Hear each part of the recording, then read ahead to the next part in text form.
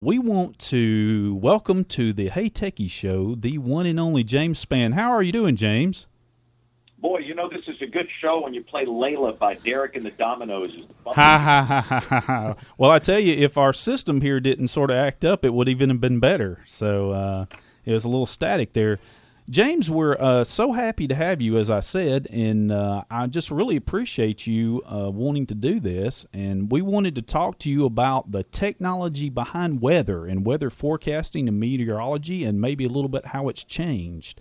And I know growing up, I was always listening to you over the years, and there was a few others, but you were the only one that we went to when we had serious storms, and I've been thankful for that. Yeah, I'm old as dirt. I mean, I've been doing this a long time, and you talk about technology. I first started doing weather on television in the summer of 1978, which is before everybody listening to the show was born. And there was really not much technology in 1978 to present the weather on television back in those days. We physically drew the maps with a marker on plexiglass. And after the newscast, you had to get this stuff and wipe it down, you know, and clean it off for the next guy for the next shift. And weather radar was an old black and white printout that it basically looks like somebody threw up on the paper. It's hard to see anything. Wow. And you had, you know, black and white prints of satellite pictures. And numerical weather prediction was brand new. There was the first operational model was called the LFN, the limited fine mesh. And the grid resolution was just horrible. But again, back then it was fine. You know, I'm sure in 30 years we'll look back and laugh at this where we are now. So everything changes. But we've come a long way since the 70s. Well, James, you know, whenever I was a kid, you talking about this changing. I remember all the local stations were fighting each other on the technology, and the big thing then was the Viper 9000.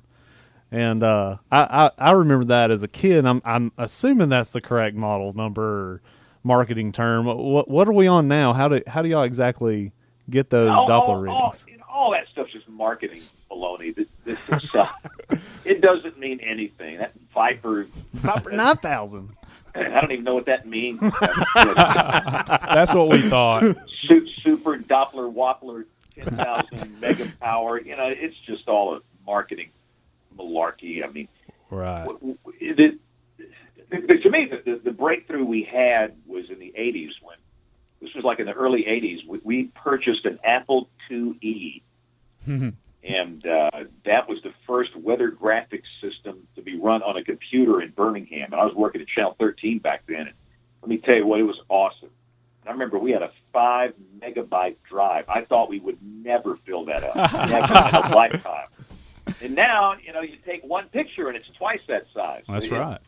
But you know, that was the first weather graphics system, and then we had a color radar receiver, which took the old radar from Centerville. The radar that used to serve Alabama used to be in Bibb County, near the towns of Brent and Centerville, and it took that feed and it presented it on the air. It was very crude, and you know, it looks almost like Pac-Man, but it was really big time because we went from that nasty fax printout to a color display that you could actually use. And that was a proprietary piece of hardware that did that. That was not the Apple that did that. But since then, it's just been a steady, you know, growth with technology and, you know, presentation and all that. And so where we are today, you know, it's pretty awesome. I never thought today I could have on my phone a $9 app that would probably cost $100,000 back in 1982. Based on what it does, it's just phenomenal. Wow. And I wanted to talk to you a little bit about that. A lot of people now get most of their weather on the go. And is that really something that you can totally rely on, all these apps on the phone, or is there really more to it that you need to tie into watching a TV or watching you on TV to see what the weather's going to be? Well, let me say this. I think it's great. And, you know, I work, I don't sleep. That's the main negative with the technology is that in my business, you never go off. You are on all the time. I'm on right now on social media. While we're talking, I'm doing that. Right. And, you know, so we are delighted to, you know, offer weather products and services through mobile, and that is true. That is how most everybody gets their weather. Nobody, I mean nobody, unless you're about 99 years old, is going to wait until the 10 o'clock news to watch James Spann to find out what the weather's going to do. You've seen it all throughout the day. The problem we have is that most people just use the stock apps that come with a phone, whether it's Android or iPhone. And it's okay, when the weather's kind of routine. But when the weather's active, it doesn't help at all, and it can lead you down a really bad path. We call them crap apps, to excuse the expression. Yeah. But, for example, back on Tuesday night, we had a summer thunderstorm event in which one person was killed and 150,000 people were left with no power. It was a big deal, a high-impact storm event. And people that used crap apps had no earthly idea. The crap apps had a little picture of a sun, a little storm, had a high and a low, and a chance of rain 20%. They had no clue, and we're lucky that just one person was killed. And what the main thing we try and remind people is that those apps, not a human has looked at that. That's all automated off computer model data. It's not designed to warn you. It's not designed to help you when the weather's active. And we live in a very, active weather state. So the first thing that people have to get on their phone is a good warning app. And understand it's going to cost you $4, $5. And, a lot of people flinch at that, and I understand that. But to develop the infrastructure to make that reliable, that's a bargain. And the one I like is called Weather Radio by WDT. That's Weather Decision Technologies. And it's marvelous. My wife uses it. Our two boys use it. I use it. You'll get the warnings before anybody else. And based on the GPS chip in the phone, it knows where you are. And you guys know we don't issue warnings by counties. We haven't done that in 8 years. We issue warnings based on geometric shapes called polygons. Yeah. Right. I've seen you put... Yeah, I was going to say, if you're in the polygon, you get the warning, and if you're not, you don't. And you can choose the type of warning that you receive. It's marvelous. You can program in fixed locations as well, and there's a lightning option where you get lightning alerts, and that's another big issue in the summer for outdoor venues. So that's my favorite consumer app for warnings and for lightning detection. It's Weather Radio by WDT. There's some other good ones out there, but I just think that's an all-in-one app that is so stinking reliable. So people need a good warning app, and that's the one I like. And then when it comes to the phones, we like for them to kind of, get a feel for what the weather's actually going to do. And unfortunately, the James Spann app just died. Yeah, I know. Our station was purchased, as you know. Yes. The broadcasting business, the business model is dying. Something new will come out of this. There's always going to be television. There's always going to be radio, but this model can't sustain itself. And so we're in a new owner position, and they want to do one app for everything. And I understand that. Instead of having a news app and a sports app and a weather app and a James Spann app, they want to do it all under one umbrella. But and it's really not their fault. The company that developed my app, they went out, they sold. They went out of business, and they just couldn't work it out. So, but anyway, there will be a new app that has all of our human-produced products and services soon. But we have a blog, very, very high-traffic blog, AlabamaWX.com, and that goes into really what's going to happen. I mean, if you really need to know what's going to happen, that's where you need to go. And soon the new app will have all those blog posts available, but it's always on a browser if you want to see it now. So we just encourage people to maybe find a good source. You cannot forecast the weather. Right. For any region unless you understand the culture, the people, and the geography. Yep. And a crap app from the Weather Channel or from AccuWeather, it's okay. During normal days, it's really okay. But when you've got severe weather, an ice storm, a tornado, a hurricane, a flood, something that's serious, it won't help. And so we just encourage people, and I'm not promoting me. Pick a source you like. You might not like me. You might like somebody else. But find a human that is a professional meteorologist that's writing products and services that are human-powered, and that'll help. Hey, going back to radar, how do we get the graphical representation that we see on the screen from radar? How does that actually get to us? Are you talking on television? Yeah, or television, yes. Yeah, how do we I know it. There's a actual map of what you're looking at, and then that graphical representation's put on top of that map, correct? Yeah, that's correct. And there are not that many vendors left in the television business. You've got WSI, Weather Services International, and that's the company that we use. Is Weather Central and Barron Services. Really, those are the three big players. And what the companies do, they offer hardware. It's Unix-based, and it takes in the raw data feeds coming from the individual NEXRAD sites. The government operates weather radars all over the country. In Alabama, we have multiple sites. In our end of the state, we have a site down at Maxwell Air Force Base, or just northeast of Montgomery. We have one at the Shelby County Airport south of Birmingham. We have one at High Top up in northeast Alabama. But all the data feeds are available, level 2, level 3 data, and the vendors provide software that takes the raw data and puts it into graphical form. And understand, radar is just not one product. Years and years ago, radar was basically one product. It was reflectivity. Radar sending out a pulse of electromagnetic energy. Part of the energy will return off targets like raindrops, and you put on a map where the targets are coming from, and that shows you where the rain is. And the stronger the return signal, the heavier the rain. But now with NEXRAD, you've got a suite of products, and I mean a suite. I would say probably 3 dozen. And the big upgrade to NEXRAD came 3 years ago when dual polarization came online. And so now we have the dual polarization products, we have the standard products. You've got everything from radial velocity, which is very important, obviously, and that, is the pulse bounces off a moving target, it comes back a little differently, a little different frequency, a frequency shift, a Doppler shift. We calculate that, and we can figure out if the raindrops are coming to the radar or away, and accordingly, you've got a spectrum of colors.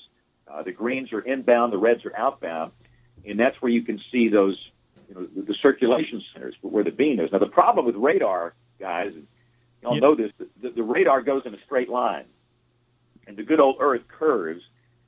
So when we're showing these velocity rotation signatures on radar, that beam could be anywhere from 500 to 7,000 feet off the ground. And we don't know what's going on underneath that unless we have some trained eyes. But back to the original question, it's proprietary software that these weather vendors offer. And it's the same thing, Weather Decision Technologies. It's the same thing they do on the phone. The app we like for phones is called Radarscope. It's stunning how good it is. Yeah, I've heard you mention that before. You can every single product. I think it's $9.99. It's $10, and you can do a poll. You get velocity. You get reflectivity. And understand, not just at one slice. People on television, we typically show the half-degree slice, but the radar spins around, then it goes up a half degree, spins around again, goes up another half degree, spins around again, and on and on. It's called a volume scan, and the whole process from about a half degree tilt up to 3 degrees takes about 4 minutes. Now, they can go to a severe weather mode where they don't do the high tilts as much, but the data from the volume scan comes back, and on radar scope on the phone, of course, here on television, we can show what it's like not only at 1/2 degree, which is the standard mode, but up to 3 degrees. And you can look up in the top of the storm to see what's going there. So you know how tall the storm is, and you can see the structure of the storm and come up with a 3D model. And then you've got other products like vertical integrated liquid. That is an amazing way to show hail. It's got algorithms that determine how much rain has fallen in a certain area. And this dual polarization product is just phenomenal. There's a product called correlation coefficient. Yeah. And what it does, it correlates, it takes all the returns in a bin. And if the returns are alike, it's positive, and that would be all your rain. But if there's something different, if it's a different kind of return, if the shape is different, then it goes negative. And with that product, we can see tornado debris that's been lofted. That's the radar beam bouncing off parts of buildings and shingles and boards and bricks and glass and nails. So if we see a negative spot of correlation coefficient in a storm, we know we've got a tornado, and that is an amazing. We had no idea how well that would work. It's been a great, great product. Wow. You can see that. You can see this on your phone with Radarscope. It's amazing. Yeah, I've heard you talk about that before, actually, and that's one of the reasons why I wanted you to get you on a show that just talks technology, because I know you don't get to talk about that part of it too much.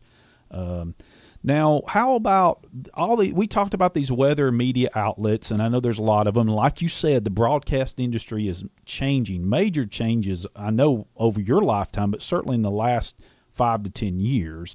Now, does every media outlet that does top to the type of weather that you do cover, do they have to rent time on radar sites, or is this something that they just get from the companies you're talking about? No, the radar from the National Weather Service sites, it's free. Now, you have to pay a vendor to get the live data. The basic data stream is free, and the vendors take that. But if you really want some of the high-quality data, there is a fee that we have to pay to the vendors to get that. But, you know, the radars are owned by us, the people. That's a government, entity. So right. Okay. That we don't have to, rent it or do anything else. We do pay the vendors for some access and maybe some proprietary products that they make out of that. So okay. It's there freely for the public. Now, the other option for local television stations is to own your own radar.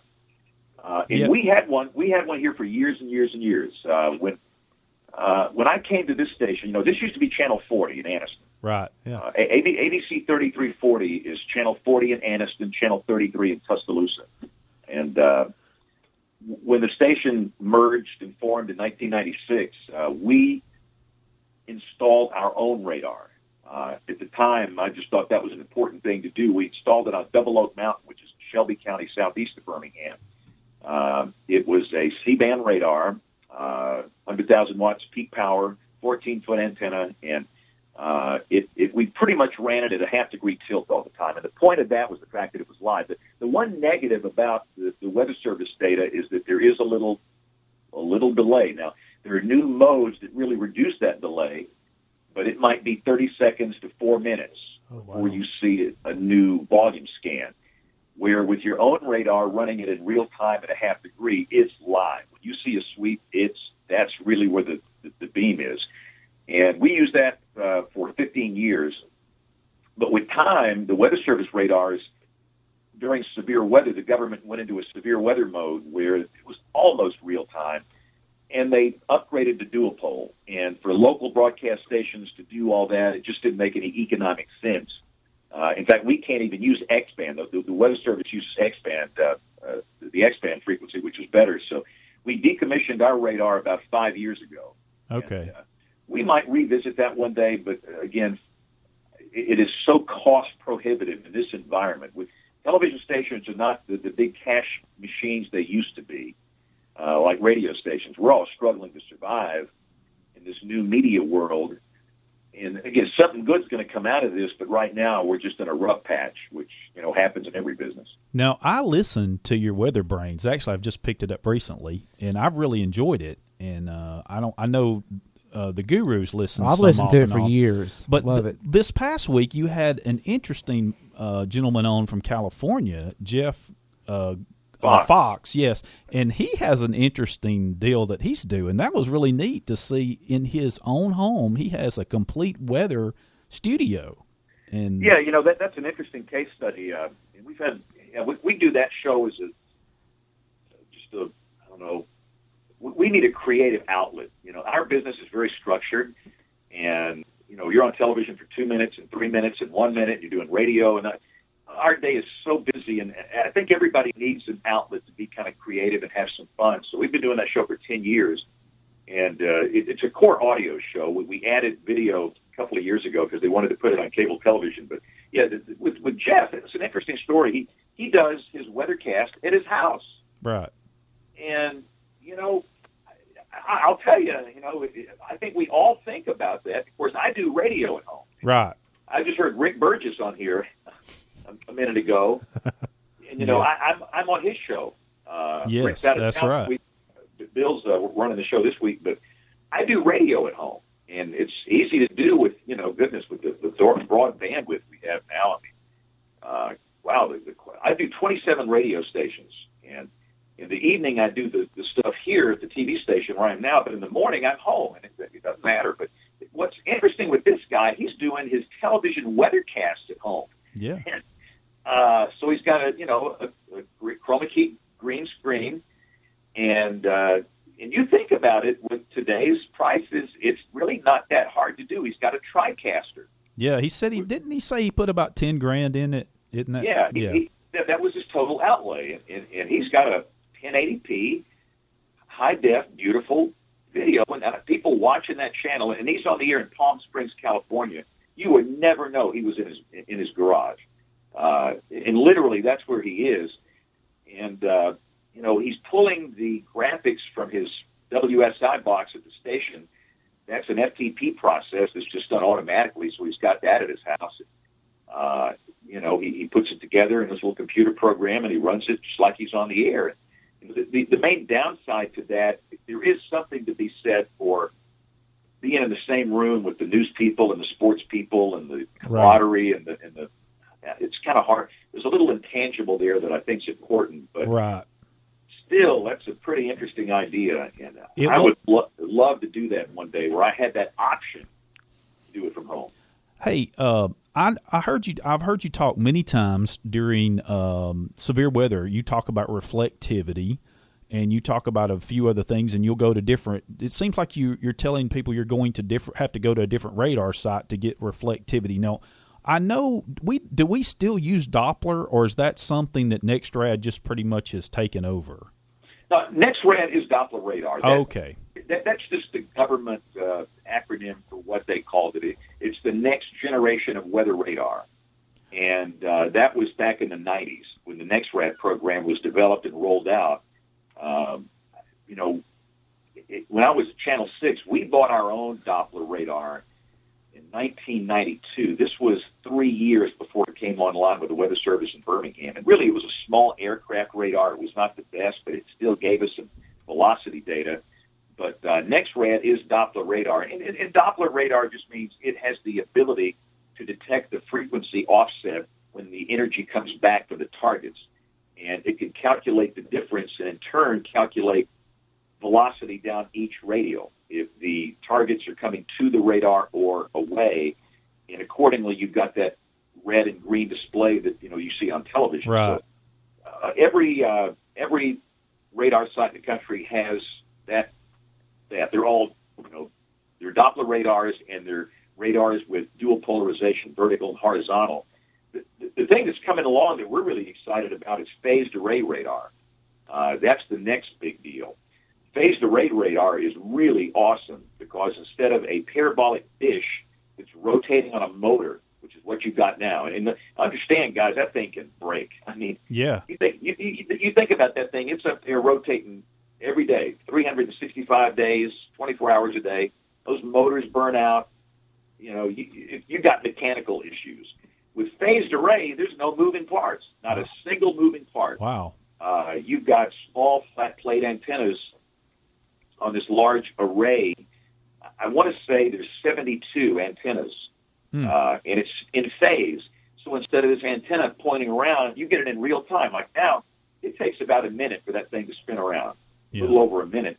The phased array, it's instant. There's not a minute delay. It is instant. And it's in the test bed now at the National Severe Storms Lab out in Norman. In fact, I'll be out there twice. I'll be out in Norman next month in August, and then again in October, and I'll get a good look at it. But we figure it's still about 10 years away from being operational, but that's exciting.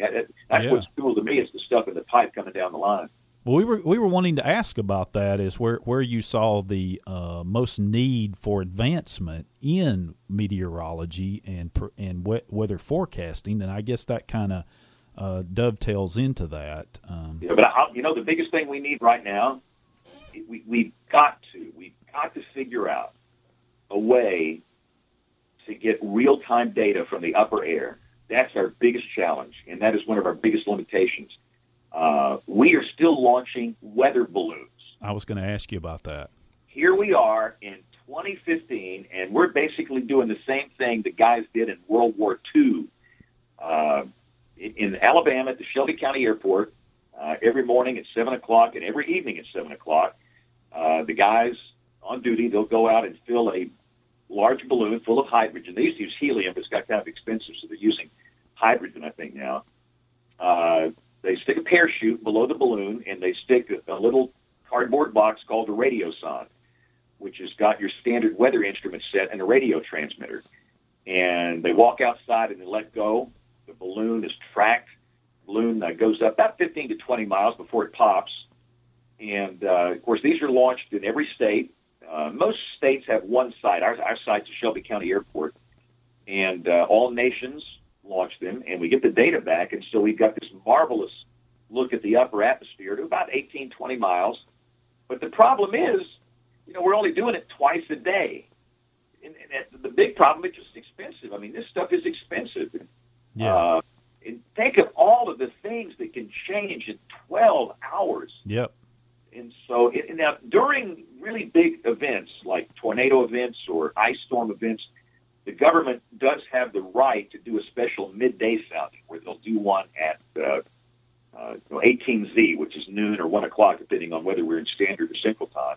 But that's very rare. So we've got to figure out to get a way to get real-time observations from the upper air without using balloons and radio sondes. And, all these, we've got PIREPs, we have pilot reports, and we Doppler radars have the ability to shoot lasers up, but we really haven't figured that out. I sure hope the next generation is going to get it. Mine is not. But that's our biggest challenge, is how in the world can we do better than these weather balloons? We just haven't figured it out yet. You got to. I was just going to say, that's surprising to me. I mean, I assumed we had already had that figured out. No, and there's somebody that will. I mean, I have confidence, but when what happens, that data, that's the input for the computer models. All right, so here we are, it's 7:45 Central Time. The data is coming in now from the balloons that were launched at 7 o'clock Central Time. All that data will be back in house by 8 o'clock. That data goes into the computer models that run. We have global models, we have mesoscale models, and we'll get the models back in our hand about 9 or 9:30 tonight. And those are the models that we use to forecast the weather. And like anything else, garbage in, garbage out. And the grid resolution is just not good. Goodness, we've got the balloon in Birmingham, got one in Jackson, you got one in Atlanta. I don't have a balloon over Jacksonville. I don't know. I have no idea exactly what the upper air is like over you right now. Right. We can get a pretty good guess, but to really improve the numerical weather prediction stuff, the computer models, we need better upper air data, more frequent upper air data, and more reliable upper air data. And it is now, we're okay. We're doing about 94% accuracy in 2 days, and that's about as good as it's ever going to get now.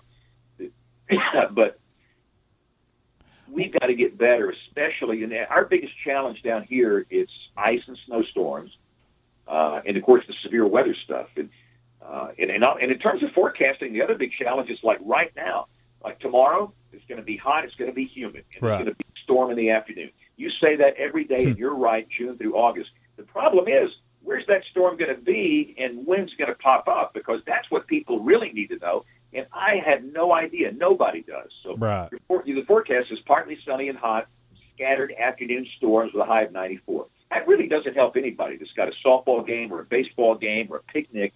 And to get a grasp on this stuff, we just need more upper air data and better upper air data. And then in the winter, it's the snow. It's goodness, that's just a killer. Getting 12-hour upper air observations. We can be burned. This thing we had in 2014. Oh yes, disaster. I was burned. And it's a reminder. And I tell the younger people in this business, what's missing from my science? It's humility. I don't know why weather attracts narcissists, people that think they know everything. What this business will do, it will bring you to your knees, and you'll realize how much we don't know and how many things we can't do.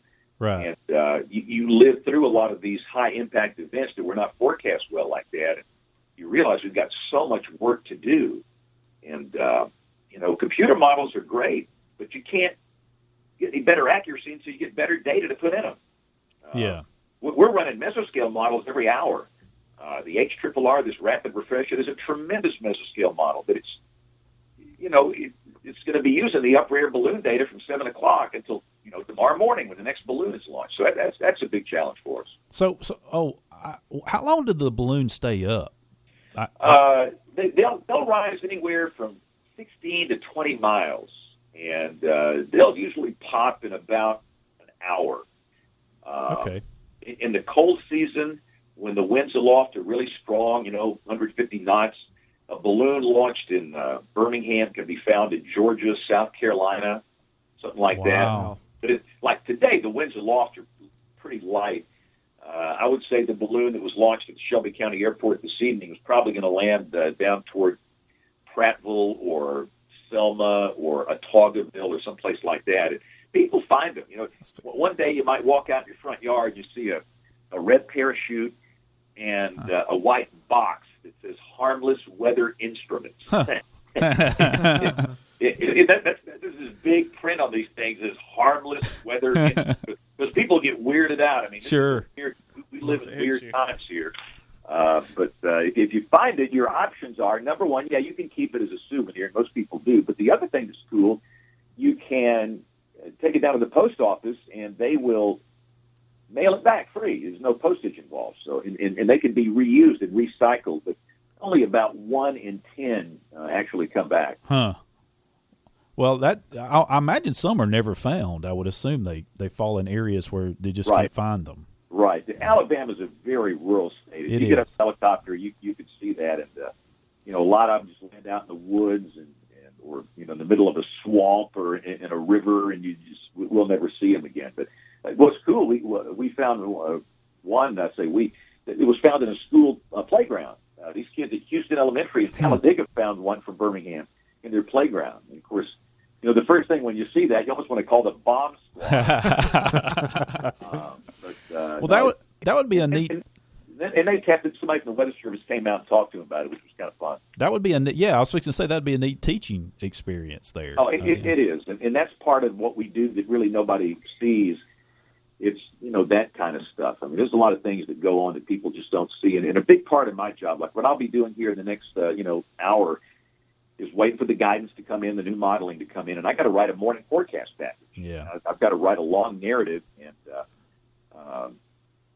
that's distributed on the blog, and of course we put it on television and radio and everything else. But the key thing is the blog post and the forecast discussion and the numbers we put up on the blog, and we try and be consistent, from blog to TV to radio and everything. And then we have to distribute it across social media, which Twitter and Facebook and Instagram and Google Plus and Snapchat. We live in a new world now, and some people hate that stuff. But what I remind those people, we're here to serve. And if that's where people are, we have to be there. Even if you don't like it, that's where they are. Right. So we have to be heavily involved in social media. Well, as you well know, and that we talk on the show quite a lot, it's going mobile. I mean, even down to that watch that's on your arm, James. Right. We have 72% of those that access the blog, AlabamaWX.com, 72% are using phones or tablets now. Yep. So the era of desktop computing will always be there, but Joe Q Public's not using it anymore. They're on their phone or their tablet, and we have to respond to that. And right. So many people in weather and technology, we want to do what we want to do. But if you want to be successful in this, you have to have a servant's heart. You have to do what's best for those people that are using your products and services. You need to go down to the Walmart and talk with people that are in the checkout line, because those are the end users, and you have to provide products and services that meet their needs on their time schedule. I've seen so many people sit around these nice polished tables, and they come up with all these fine plans based on what they think people should get. And those days have passed us by. We have no power, and I don't want power. The people have the power. Right. They're going to find a product and service somewhere now. Right. If I don't provide it, they're going to go find it somewhere else. That's and we better be there with the right products and services. So whether it's technology, providing a website that's mobile friendly, and I'm glad Google went to the punishing websites in search rankings that aren't mobile friendly. That makes sense, because most people are coming into the blog on a phone, and if we didn't have a mobile friendly version, and we use WordPress, then we'd be penalized, and we wouldn't be serving our readers. So we do that, and I put this stuff out on social media. I mean, I can't stand Facebook. It's like I have to hold my nose to go into it. It is this cesspool. I'm right there with you. Of misinformation, and just I look at that stuff, and it's just all political hate, and oh goodness, I don't even want to look at it. But yet, that's where people are. The frustrating thing for us over there, I'm only reaching, the organic reach is down to about 2% now. So when I post an update, only 2% of all those people that follow me get it in their news feed. And the count's up to about 235,000 followers now, so it's just a small percentage. But still, we use it for engagement. Right. It's important. And Twitter, there's no filtering there. It's a marvelous real-time platform. Google Plus, we call Google Plus Facebook without the stupid. Yes, I can see that. Yeah. You get great engagement over there. And right. And then Instagram is for younger people. Instagram and Snapchat, that tends to attract younger audiences. But again, we have to serve them.